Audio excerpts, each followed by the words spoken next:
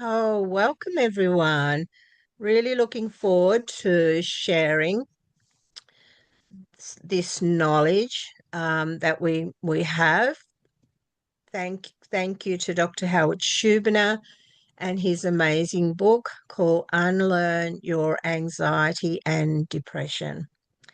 He has a new one coming out, I believe. You can pre-order it already. So if you know about his Unlearn Your Pain, and now we have Unlearn Your Anxiety and Depression, his new book, which I think will be out in about May. Don't call me out on that, but that one is a culmination of both.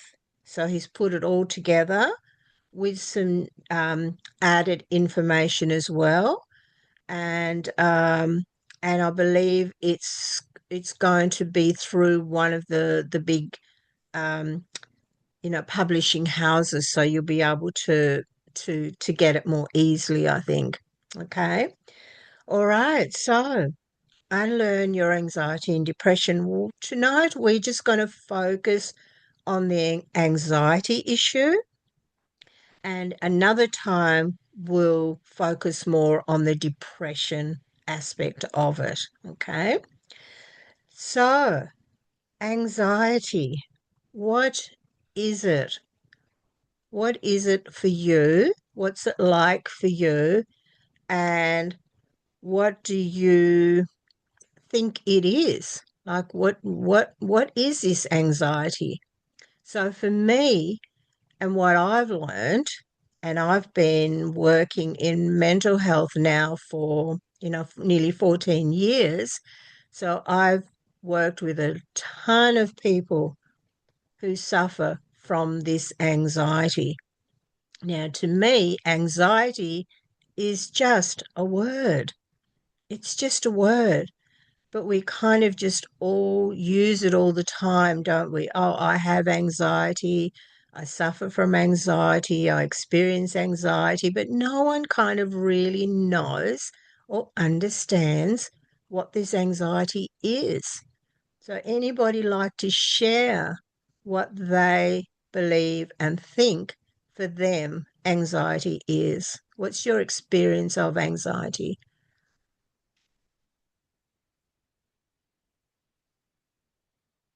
Teresa? So I'm really confused by this because I had general anxiety until 2020 and I did so much work and I was suicidal as well. So anxiety for me back then was I would wake up and it felt like almost poison running through my body. I could feel the adrenaline. It was a physical sensation. Physical Um, sensation. yeah, Yes, the so adrenaline. yeah, and I was like people like, what are you scared of? I was scared of everything and nothing really. And then I healed that. Yes. I'm no longer depressed. I don't long no longer have anxiety. But the better my mental health became, the worse my physical health became. And I got ME like the summer before I healed my anxiety. So I Great. don't feel anxious anymore. But why is my body still creating these symptoms that Mm, stops me doing very things? puzzling, isn't it? So Very I get puzzling. like vertigo or fatigue. So I Yeah, don't feel the yeah, that's anxiety right. as a psychological problem anymore, but I get symptoms that then stop me from doing Yes, something. that's right. So I'm glad you mentioned that because before I go into explaining that, is there anybody else that wants to share what anxiety is for them? What's their experiences have been like? I was just going to say worrying unnecessary about everything and just trying Right? to plan things that don't necessarily need to be planned and just the brain working overtime all the time. Yeah, yes, yeah. Thank you, Lucy. Anyone else?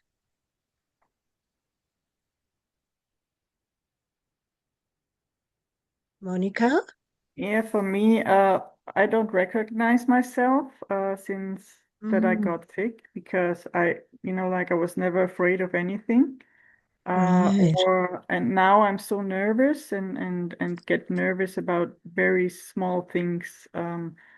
in daily life, or Right. when I'm a co-pilot in the car or whatever, like I'm just so Yes. anxious and nervous all the time and all. Yeah. And Yeah. that changed, and I don't know why, and I can't change it. Mm. I Okay, cannot we're going to influence learn it. more about that. I'm glad you mentioned that. So we've got worry, we've got nervous, we've got this. How did you describe it, Teresa? The feeling of like poison in your body, the Yeah. adrenaline, the But now yeah. it's getting symptoms that physically stop me. So I might think I'm not really scared, but I get vertigo, so I can't go Right. outside. Yeah. Yeah, that's right. Claire? Um, so I always thought I never got anxiety, but I think I was quite in denial about it. So I'd get physical symptoms when I was around friends. So I'd clench muscle groups in my body, and so I'd come away from that really in a lot of pain and tired. And I think that's Yes. anxiety based. Yes, And yes. another one for me was like complete hypervigilance and my Yes. brain back in like overload about what could happen in the future. So I was like Yes. always Yes. analysing everything that might happen that might be Mm, dangerous. So I think that was yes. definitely like anxiety based for me. Yeah. Excellent. But it was Excellent. always things that hadn't happened, and it's like Yes. I'm So way ahead of my brain. yes, that's right. So Mm.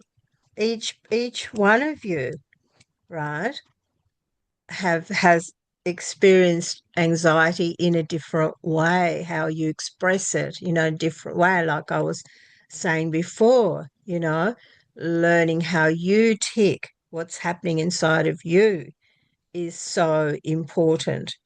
Now, why do you think, Sorry, I think Nina has had her hand up. Yeah, Nina? true. I Yeah? had my hand up, but it was already mentioned, so it doesn't matter. For me, it's very physical as well. So I Yeah, might be able to wonderful. I can calm my mind very well. So even if my thoughts are calm, my body reacts. So In it's your for me, it's body. really very physical. So heart Yeah, racing. wonderful, wonderful. And we Yeah. talked about that aspect in one of the other calls about this in interoception. If you Mhm. get a chance to um, just letting someone in, if you get a chance to watch that one, Nina, that will really help you to understand this physical um, aspect of anxiety. Okay. Mhm. Yeah. Hi, Rachel. Welcome. Okay. So Dr. Schubiner describes it, and this is why everyone has so many different symptoms because it's all under the nervous system dysregulation or nervous system activation. So Dr. Stephen Porges, which you probably all know, the polyvagal theory man, okay, he says, don't even use the word anxiety. And he's telling doctors, he's telling psychiatrists, he said, tell it as what it is. It's an activated nervous system, okay? And so I would encourage you all to not even use that term anxiety. Get into the habit of saying to yourself, when you get triggered, Claire, when you feel nervous, Monica, when you worry, Lucy, when you hypervigilant, when you feel that physical sensation in your body, try and get into the habit of saying to yourself, my nervous system is activated. Okay. And the difference between that or somebody telling you you have anxiety telling yourself you have anxiety, you can't do anything about that, can you? Oh, I have anxiety. Can you do anything about it? Not really. But if you say to yourself, ah, I'm triggered, I'm nervous, I'm worrying, my nervous system is activated, you can very quickly do something about it, especially when you have the tools and techniques that I'll be teaching you and that Dr. Howard Schubiner encourages us to use. Okay, so isn't that empowering to just know that if we can just change the name of it? There's some, I also studied acceptance and commitment therapy. And in that therapy, they tell you to give your anxiety a different name. Call it Harry, call it Tarzan, call it Bob, but don't call it anxiety, because once you call it anxiety, you've got no control. You can't do anything about it. So I have anxiety, which means, and if you say to yourself, oh, I have anxiety, that means you can give it to me, doesn't it? Right? When you have something, you can give it to me. But can you give your anxiety to me? Can you give your nervousness to me? No, you can't give me your worry. You can't give me your nervousness or anything else. So I have anxiety, just ditch that. Okay. I'm experiencing an activated nervous system is much more empowering. You can do something about it then. And that's part of retraining the brain. So the first thing Dr. Howard Schubiner says is figure out and decide, is this anxiety just another mind body nervous system dysregulation symptom? It's the same as depression, pain, dizziness, headaches, insomnia, all those other 200 symptoms that are all a result of this hyper alert nervous system, this dysregulated nervous system. Okay, anxiety is just another one. All right. Is there anybody that doesn't believe that doesn't think that that's what it is, that has a problem with that? Everyone okay with that? All right. And if you want to, so the book has more information about that, of course, but there's also the FIT criteria that Dr. Schubiner uses, where you can go through and ask yourself those questions to decide once and for all, okay, this is a mind-body syndrome and it's triggered by this. It happens when this happens. Some people say to me, oh, it's not because I'm thinking of anything. It's not because I'm being triggered by anything. It just comes out of nowhere. Is there anybody that experiences that?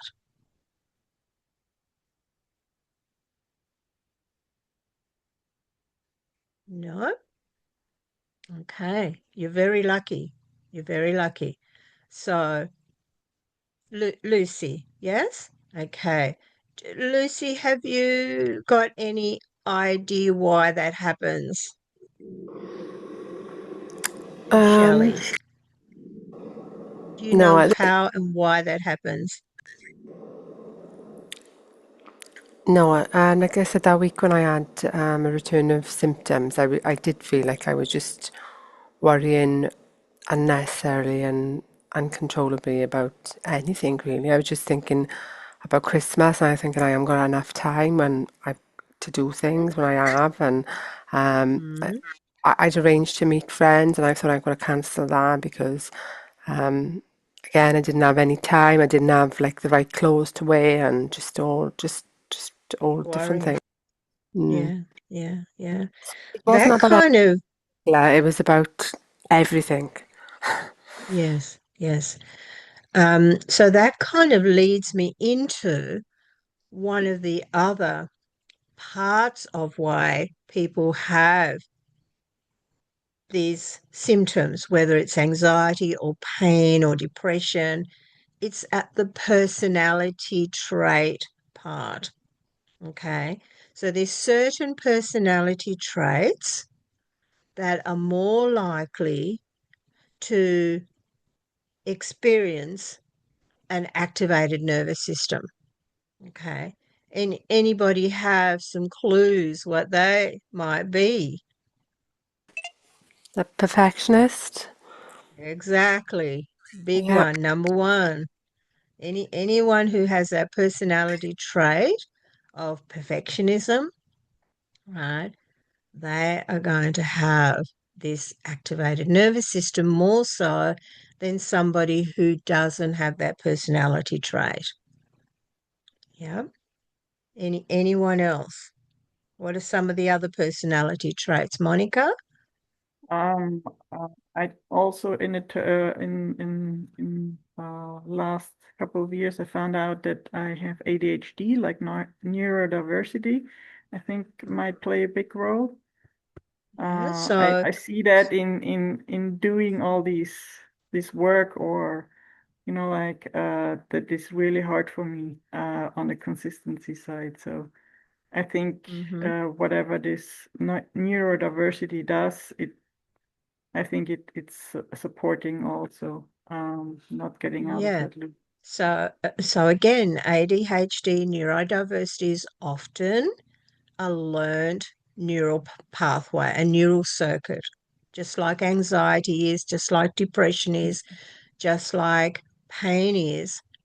They are all learned neural pathways of survival, of coping, which we learned from a very early age. Yeah. We either learned it from others around us. So if we had a mother who would worry a lot, she would exhibit this worrying neural circuit, then more than likely one of those children are going to be also worriers. If you grow up with someone very nervous in the family, more than likely one or some or all of those children are going to also have a nervous disposition, a nervous type personality. Okay. ADHD is it's a way of avoiding, running away from, not wanting to feel some unprocessed emotions. So there's some unconscious, unprocessed emotions there, and when they rise, we want to run away from them. So we distract ourselves. We can't focus. We, look away. Anything to avoid those feelings is often under ADHD. Okay.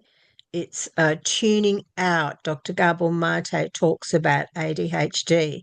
It's a tuning out from what we're feeling, what we don't want to feel. Okay. So all of these are are as a result of the events and experiences that we have had throughout our life.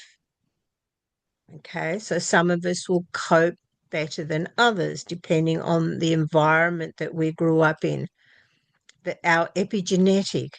Like I've worked with families where there's been 5 generations of the women in the family who all suffer with an activated nervous system anxiety. So a mother comes in to see me. She says, my child doesn't want to go to school unless I stay with her. I can't get her to go to school. She's terrified.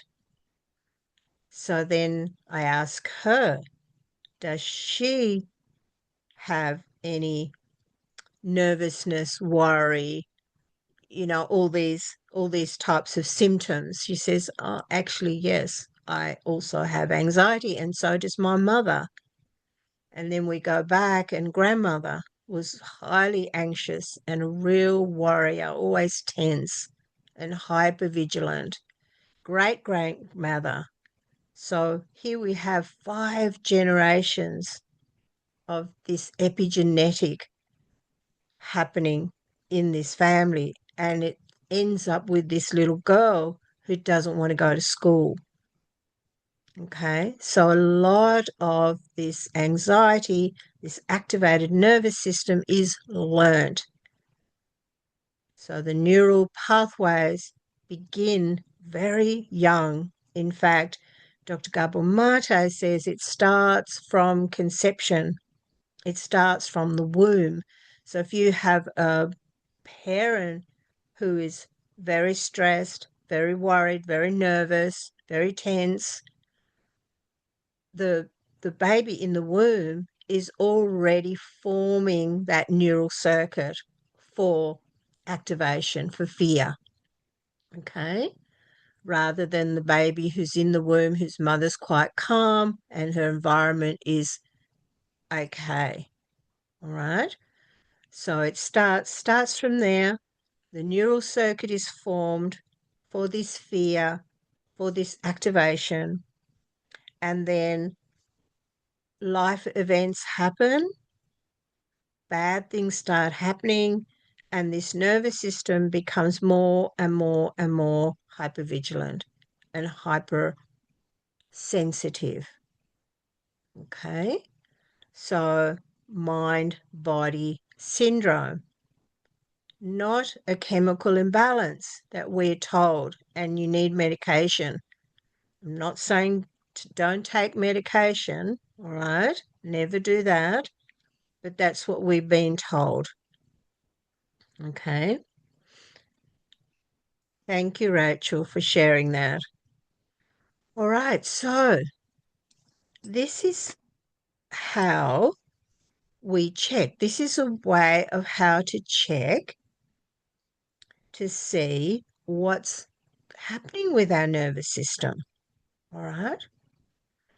And the best way to do that is, would somebody like to volunteer, and then everybody else can do it as well? Monica, you're new. Would you like to have a go at this? Sure. Yeah. Okay. Thank you. And only if you're comfortable too. All right. Okay.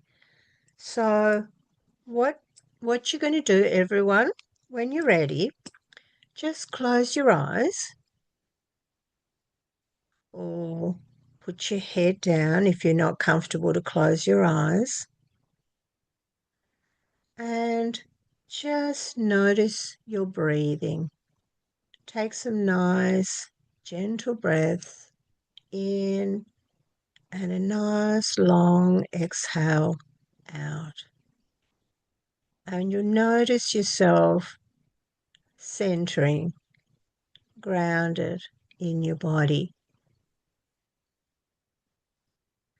And then what I'd like you to do is just imagine, Monica, in your mind. And remember, you're not there, you're just imagining it. Something that caused you to feel nervous,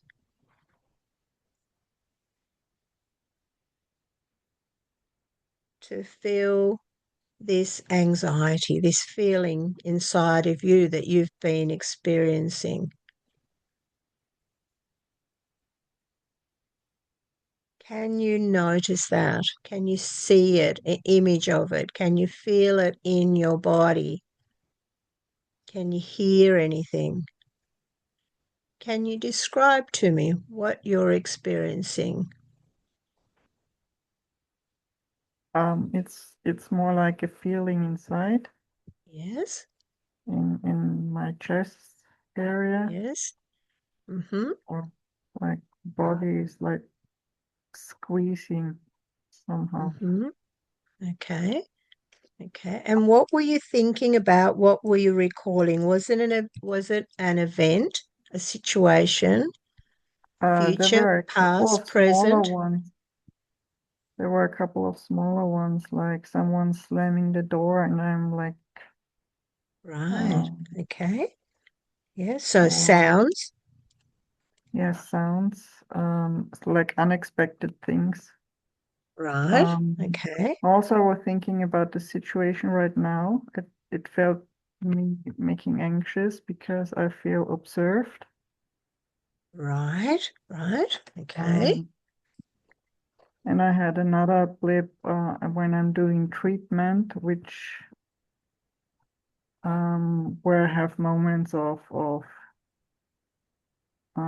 yeah, that kind of feeling as well, of anxiety. So all these are similar feeling in your body. Yeah. Mm-hmm. So your brain is accessing this information. It could have been from well back there when you're a child. It could have been more recently. It could be even in the future. Okay. And none of it is happening, is it? There's nobody slamming a door right now, is there? No. Right? So none of those things are happening, but they're happening in your brain, aren't they? Yeah. And happening in your body. Okay. So what is this telling us?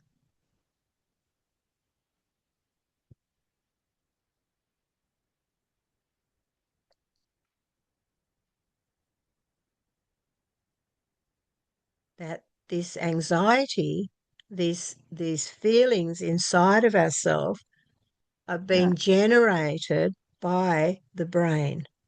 Mm-hmm. Okay. The But brain why? is in control. The brain is in charge of it. The brain is producing all of that inside of you. So what it's doing, it's accessing past information, whether it Mm-hmm. was in from the womb or whether it was from when we were 5 years old. So it's accessing that information. It might be also accessing something recently that happened. And it's also imagining in the future what bad thing might happen. Okay, so the brain is in charge of all of that, and it can only do it if you have actually had those experiences, okay, that have triggered your nervous system into this activated state. Anybody else experience?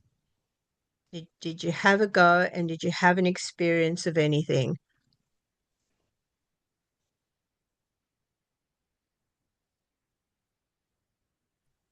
Yeah, just tightness in the chest, tightness in breathing when I was thinking about something. Yeah. So you were thinking, when you say you were thinking about something, Mhm. were you thinking about an event that recently happened or happened in the Yeah, past or going to happen? yeah, both. Okay. So Nina's was generated by her thoughts. Okay. And those thoughts might have been scary thoughts, worrying thoughts. Okay. And then with Nina, straight away she feels it in her body, the physical sensation, that interoception, which is another of our senses. So, Monica, you had the sound sense that was activated. Did you have images? Any images when you're recalling any of those things? Yes, like the situations where I'm in, like in therapy, for example. Yes. Yeah. So, images. Some people have smells, some people have tastes. right? So all those senses are activated, and interoception is another sense that we have. We have eight altogether. Can you try to explain that word? I don't know that word. I'm not a native speaker. I will send you the video to watch. We did a whole session on interoception to help you to understand what that sense is, because most of us don't know it. Okay. Oh, okay. I just don't Yep. know the word. I have to look. Yeah. All right. So this is what we're going to do now. So now I'm going to show you an exercise where you've accessed that information.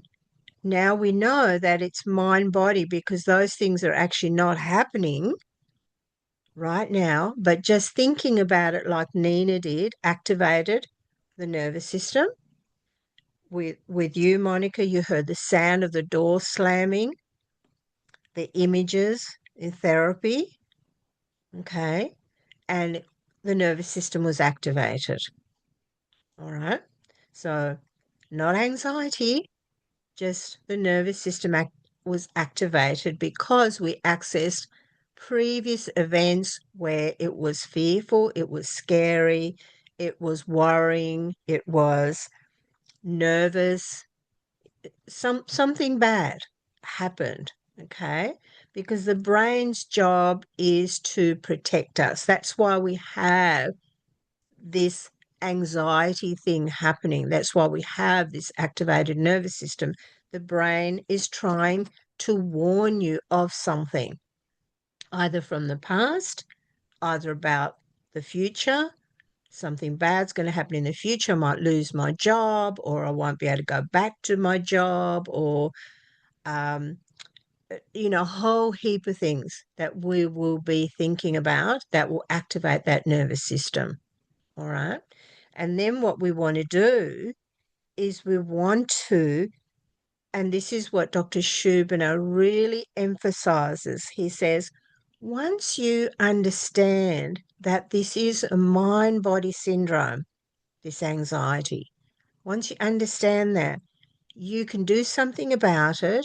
And what you want to do is bring safety to your body. You want to react to that differently to how you normally would react. So, Nina, how would you normally react to the thought and that physical sensation? Um, well, I've been working a lot on myself, right? So now I know that I breathe and I take this physiological sigh, or I put my hand on my heart. So now I do something about it, but I used to react differently. So That one, I'm interested in that. How would what I you used to normally do. react? So if I'm on autopilot and not thinking about using some tools, then I tense up even more. Right? And I guess I fall into resistance, which increases the symptoms. Mm-hmm. Mm-hmm. So it's Thank like, you. oh Wonderful. no, yeah. So yeah, like if you notice the symptoms and you want them kind of automatically, you want them to go away, and then it makes it worse. So That's right. that would be my pattern that I had, but I've been working on changing that. So That's right. And working on changing the pattern, the way that we have been responding, and it's usually with fear, right? So I have clients who, they think about going to the supermarket, and immediately they go into the fear. That's always been their response. Fear. No, I can't do it. I can't do it. I can't go. Something bad's going to happen. Somebody might look at me. Somebody might judge me. Something bad might happen. So what Dr. Schubiner talks about is happening here is the learned condition response. So in the past, every time my nervous system is activated, I do this. I shut down. I tense up. I freeze. I tell myself a scary story. right? Whatever the response has been is now a learned neural pathway. It's a learned conditioned response. And so the brain will start predicting that something bad is going to happen before it even happens. So before she's going to the supermarket, even she's thinking about going to the supermarket, her brain pops in to protect her by bringing in this fear, this activated nervous system response, and she won't go to the supermarket. Okay. And anybody experience something like that? That their brain is predicting it before it happens, right? Before they go to the dentist, before they go to the doctor, before you go on that date, before you go on that holiday, before you have that operation, whatever it is, right? We're going into that fear before it even happens. So this is that predictive brain. So our job, now that we know that it's neuroplastic, that the brain can change this response, our job, like Nina was saying, now she knows her job is to just keep diligently, consistently changing that response every time it happens. Change the response, and the new response that we want is one of safety signals to the body. Like Teresa was saying, she now speaks to herself differently. She reframes the way that she was speaking to herself differently. So that's just one tool. Okay. So what we're going to do now is we'll have a go at that, and I'll guide Monica through. But if you all want to have a go, choose something and use this technique. Okay. So, Monica, when you're ready, just closing your eyes and going back to just one of these situations that you noticed before, just one of them. Which one are you choosing? That I'm going to therapy. You're going to therapy, and what is happening there that's fearful, that's nervous, that's scary? It's very demanding on the body, Right. and it's more the fear, will I be able to make it? Okay. Will my body, yeah. Right. So your brain is going to the condition response because when you've been before, it's been demanding. Yes. Mm-hmm. And you've probably felt terrible for days after. So now Mm-hmm. your brain and and what happens in the brain is it's not just one time it happens. It's happening over and over. This is something is saying it's going to be demanding, it's going to be hard, and I'm going to feel terrible after. Okay, so you already know that before you even go to therapy. Your brain's protecting you, preparing you for it. All right. So you know this story now. You know all the times before when it's been like that, right? So your brain is accessing all that information. It's on automatic pilot, like Nina was saying, it's accessing that information. And now notice what's happening in your body. What are you feeling in your body?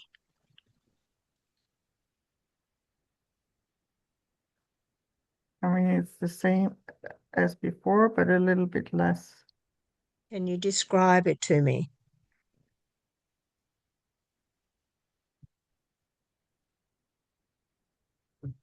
Is it a tightness? Is it a Yeah, it's a flutter? tightness and difficult to breathe, Mm-hmm. Yes. calmly. It's also like a tightness on the back of the on the back. side of the body.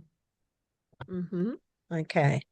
Okay. So just notice this. So this is somatic tracking, but I do it a little bit differently. Okay.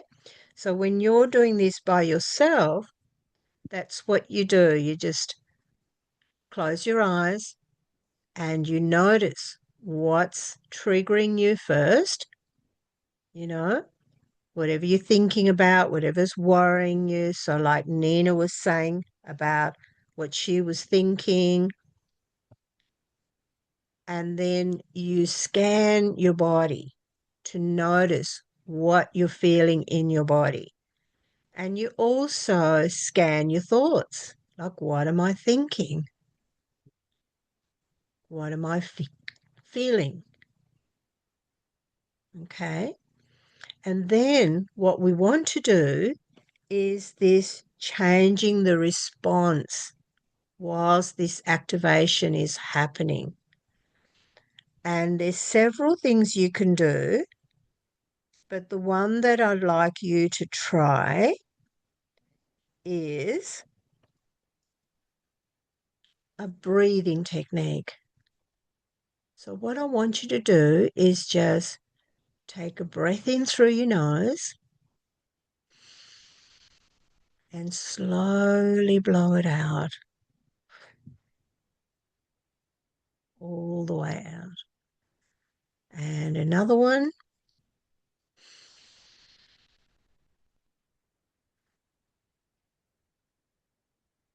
All the way out. And one more.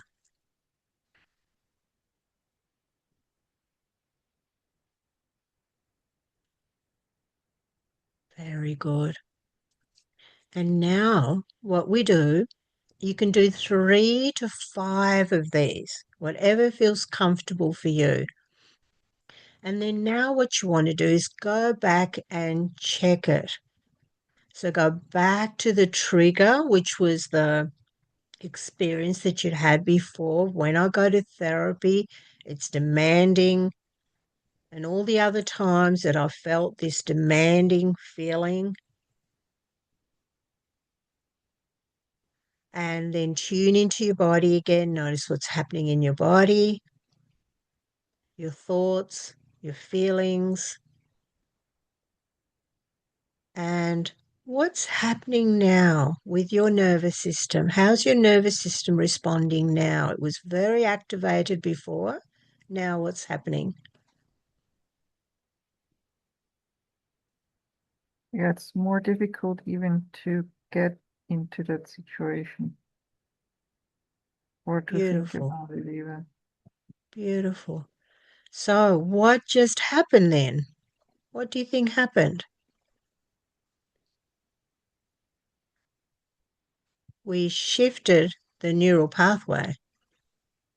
Okay, so you had a neural pathway for everything that this event represented to you, demanding and tense in your body, tightness in your body, and fear, yes, and thoughts of what was going to happen, and so fearful that you're worried about going again because it's going to be demanding. So there's a neural circuit for that. And just by simply accessing that information, changing our response to that activation, we were able to shift that neural circuit. Okay. So when you're ready, just opening your eyes. How do you feel now? How do you feel about that?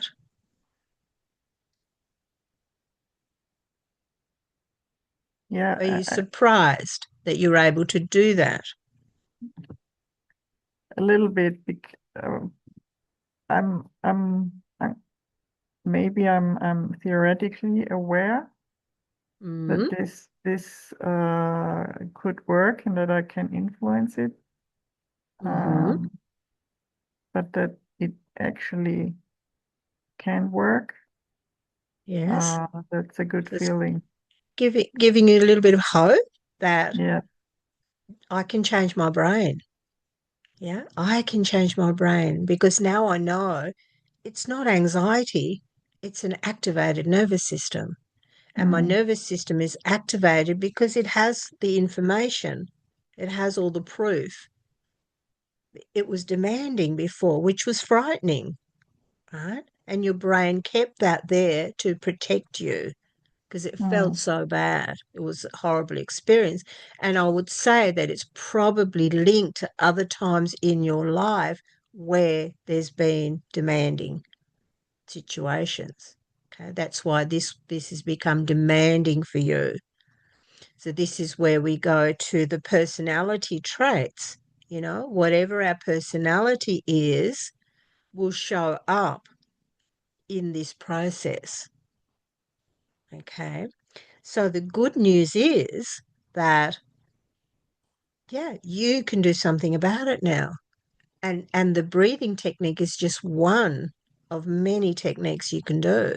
So we did somatic tracking first, so or mindful awareness, some people call it.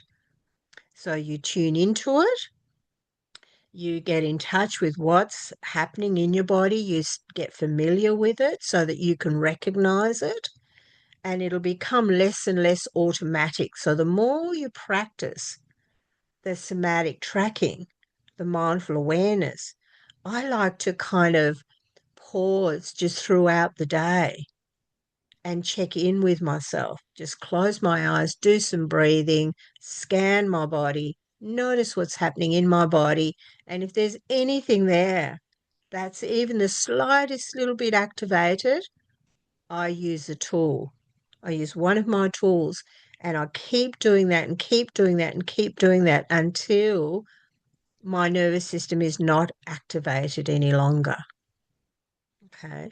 So there's several ways to do it. There's this way where you just check in with yourself and become really aware of it, become mindfully aware of the activation that's happening in the body and in the thoughts as well, and then shifting it each time, right? Shifting it to a more safety message, safety signal you're sending to the brain. And the more and more and more you do that, the less and less and less you're going to have of the nervousness, of the worry, of the triggers, of the hypervigilance, of the physical sensations, whatever's happening.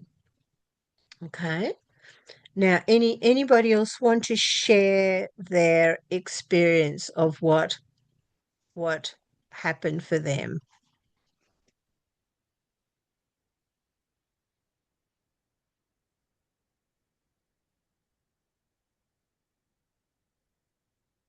Anyone? Nina, how did you go? I must admit, for some things, I would need either more rounds or another tool. Yeah, thank you for reminding me. So with Monica, she shifted it just in one round, right? It felt better and you had trouble finding it again. But for other people, you might need to do several rounds of that, which means when you go back to check it, you notice what's still there. So some people's neural pathways are very, very deeply ingrained. Okay, so have you seen the car tires going over the ruts, over and over the ruts, very deep. Other people's not so deep. So again, you learn what it is for you, right? How you work. And if you think you need more, you do it again. Or you might need to switch to a different technique. You might do a round of the breathing, but that you might need to use a different one. Okay. So there's one good one, Nina, that you might like to try, especially with when the thoughts is the trigger for the activation in the nervous system. You can notice what the thought is, focus on what the thought is, because Thoughts are usually really, really ingrained, right? They've been the same thought that we've thought over and over and over again. So you notice what the thought is, and then you notice that there's a delete button there, and you just press it and delete it. Okay, so if you imagine the delete button and then just press it. That's one technique. Another way for these thoughts, if you notice that the thought is your trigger, is imagine that that's a spam caller who's ringing you to spam you. What are you going to do? You're going to just hang up, aren't you? So you do that with your thought. Just hang up on it and just immediately, again, it's changing the response. So if it's your thoughts, you're going to change your response to the thought that's triggering it. If it's a physical sensation in your body, you focus on the physical sensation. You can place your hand on where it is, whether it's in your tummy, whether it's in your head, wherever it is, you place your hand on that, and you can either do some breathing or you can do some really lovely self-talk, compassionate self-talk. So, I'm okay. I'm safe. I can do this. We can do this. Okay, whatever you need to say to yourself, some of that wonderful self-talk and reframing. Okay. And anybody else have any experiences? I remembered something now that when you feel so maybe stressed and you feel like the body's starting to be too activated because maybe you're stressed about something. I read that somewhere. You can imagine like a switch, like you're turning down a switch. Like your Yes, nervous that's it. system is a switch that you can turn down. Sometimes that helps Yes, that's me a really sometimes. good one. Really good one. And again, all of them need to be practiced and need to be so anything in the brain you want to change, you've got to do it repetitively, consistently, and really becoming aware of what's happening inside of you. So I'm getting stressed. I'm going to change my response to that stress. Okay, I'm worrying. I'm going to change my response to that worrying. I'm nervous. I'm going to change my response to that nervousness by tuning into your body, by noticing and by acknowledging it, and then by redirecting it using one of the tools. Okay, so we're lowering the fear, we're changing the response to that activation, and the more and more and more you do that, Dr. Shubner says it's like training a puppy. Anybody trained a puppy? Right? Over and over and over again. Go outside to the toilet, right? Sit, sit, sit. How many times? We've got to do the same with these tools. But first of all, we need to understand that it's a nervous system activation, not just this anxiety, because then we can't do anything about it. And Teresa was saying how, she was able to overcome her activated nervous system and the symptoms that she was having, but now she has other symptoms. That's because this nervous system is still activated, but it's something else, right? There'll be something else. Now, the other part of this, big part of this, and when Nina mentioned how it can happen in a nanosecond automatically, default, and we don't even realize it's happening, this is the unconscious. So there's information in the unconscious that is from past stressful events that will show up as another symptom, a different symptom. That's why Dr. Shubner puts them all under the one umbrella, all the 200 symptoms, including depression, anxiety, pain, dizziness, all of those, okay?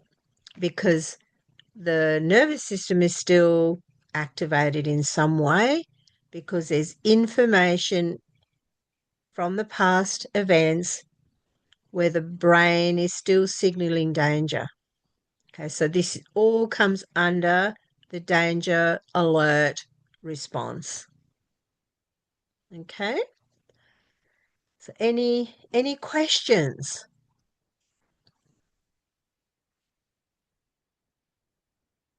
Thank you, Monica, for giving us a fantastic example of how quickly a neural pathway can change when you direct at it and you know what to do and you use a tool. Okay, thank you. What about how do people feel about the belief? Because Dr. Howard Schubner talks about how important the belief part about this is. He says, once you are 100% on board, and the science tells us this, if you're 100% on board that this is mind body, that it's not genetic, it's not a chemical imbalance, it's not. What's something else that you've been told about anxiety, the ones who have suffered from anxiety for many, many years? What have you been told it is? So, yeah, some people are told it's genetic.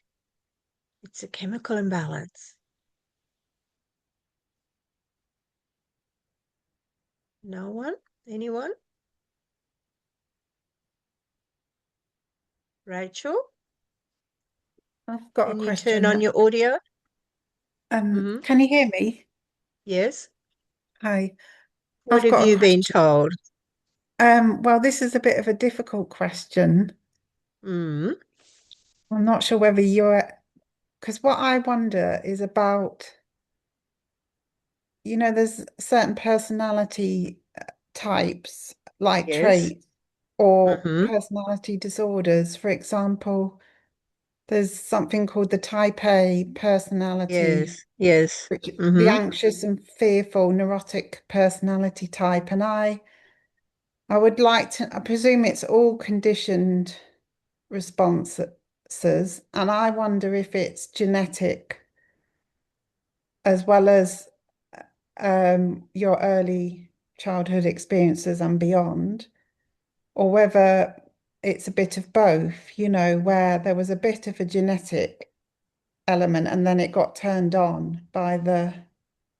So I just wondered with So the that. epigenetic, you mean? Yes, it's a bit of a hard Mm-hmm. question. I just wondered how much scope for change is if for people who've perhaps been diagnosed uh, or experiencing the personality traits associated with some of these personality disorders.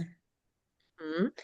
The first thing Dr. Howard Schubner says is not to call them disorders. He says, as soon as you call them disorders, again, we go into this, I can't do anything about it. It's like a curse. I'm cursed with this.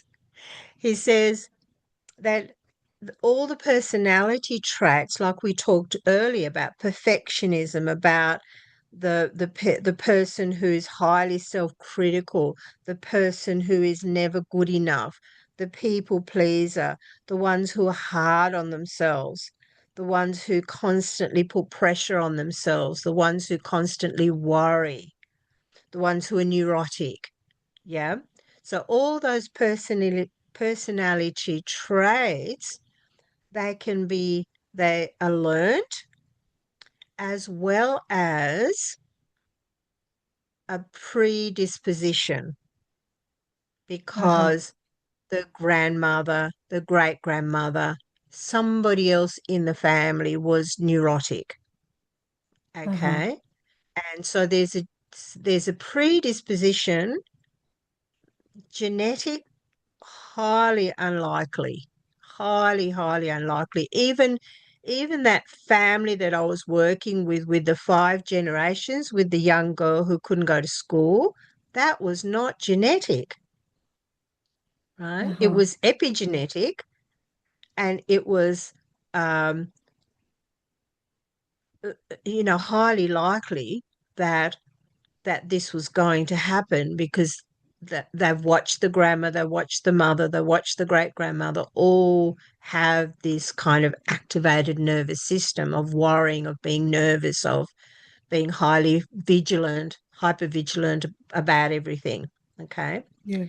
So, Rachel, yes, first of all, it's not a disorder.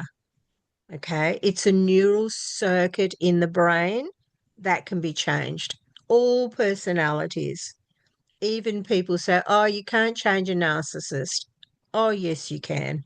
Because that narcissist personality trait is one of their brain protecting them because bad things happen to them. That's why they have that trait, right? All the personality traits are learnt and a way for the brain to cope. So a neural circuit is formed. Okay. And any other questions?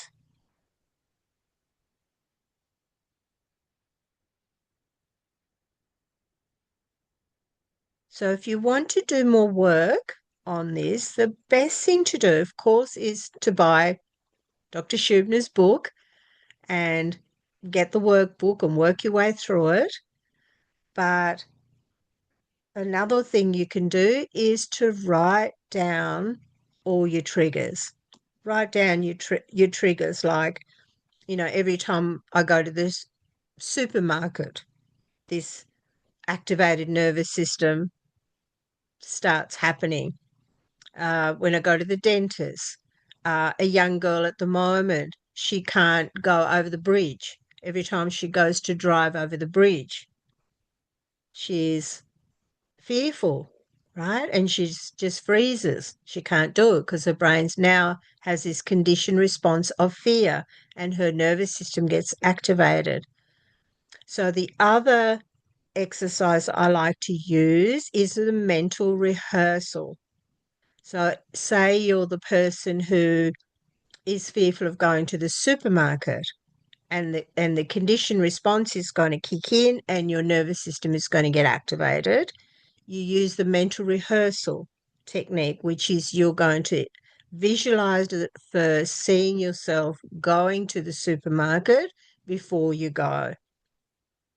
And you're going to stop and respond in a different way if that response shows up. If you're triggered, even imagining it, thinking about it, you change your response to it. Does that make sense? Yep. And I can send you a document on how to do the mental rehearsal if anybody wants that. It's a very powerful technique. Very, very powerful. There's so much science to back the mental rehearsal exercise. And it's really, really wonderful for an activated nervous system. I used it recently going to the dentist because I hadn't had a very nice experience the last time I went. I didn't want to be activated and nervous and worrying or anything. So I just mentally rehearsed it first before I went, and I was very calm, very relaxed. I did some breathing while I was there just to make sure. And even the staff woman at the desk came out. She said, "You look very relaxed and calm." She said, "We don't usually see that at the dentist." So I said, "Oh, I've got some tools that I use. I'm ready to go." Okay. Any other questions? So we can unlearn our anxiety. We can unlearn this activated nervous system part. Okay.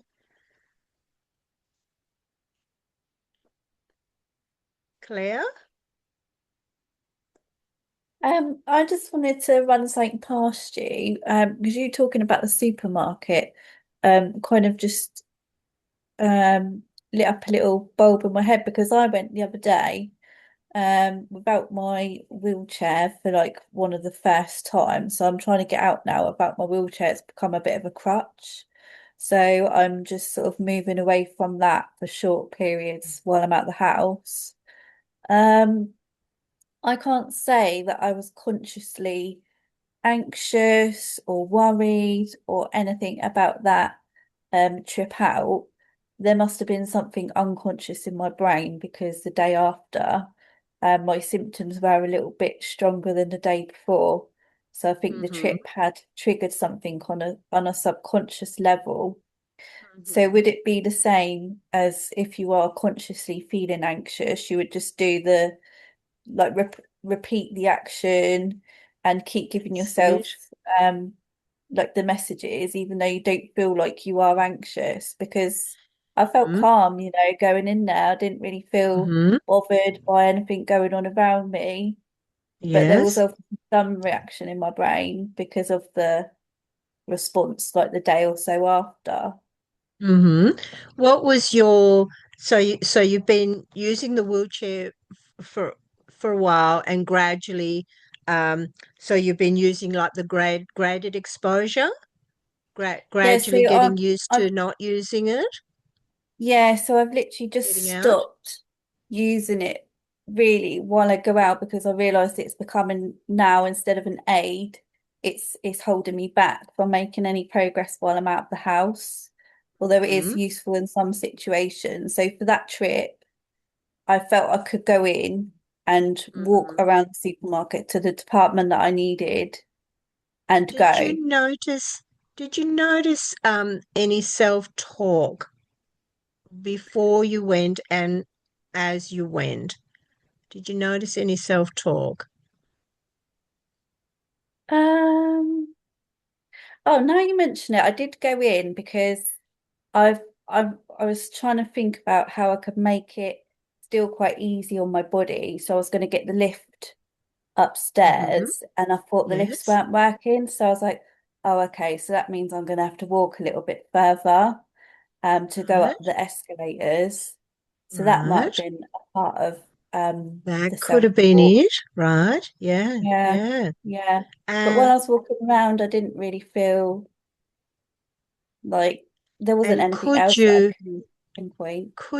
have also, as that happened, because your brain would have gone into a little bit of a danger response there.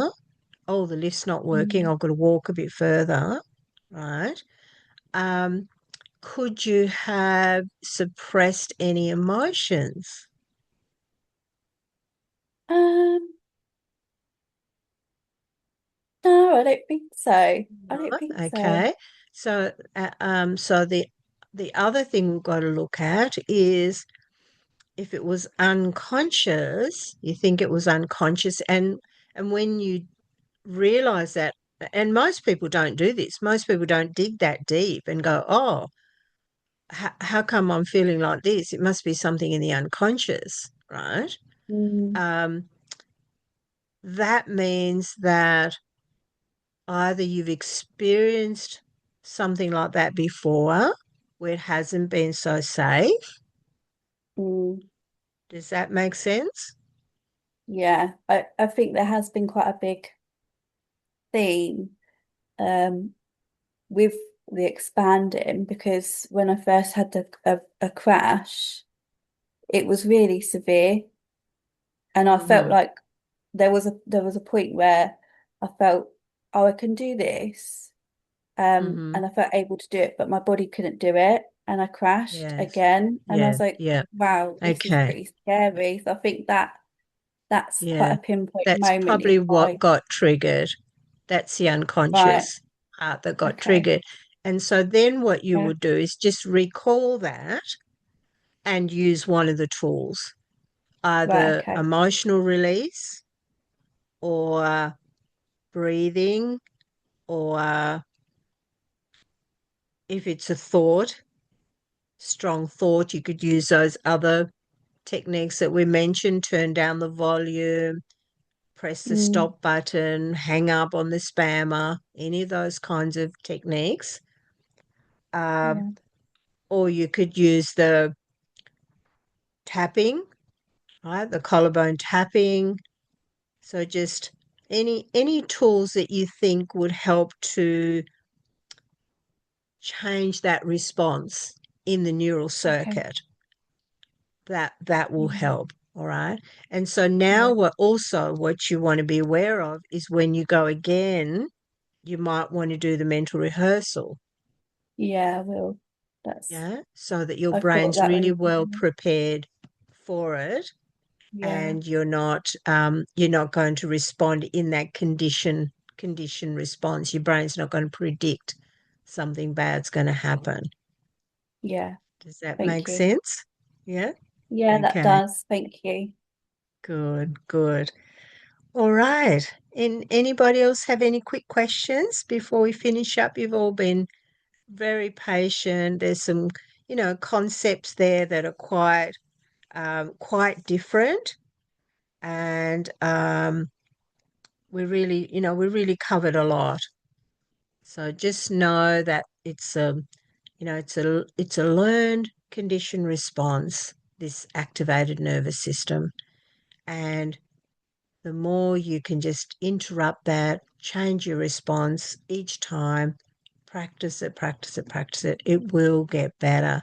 And then if you need to do, the deeper work on the unconscious, that's a different story. Okay? That's where a lot of processes need to be used.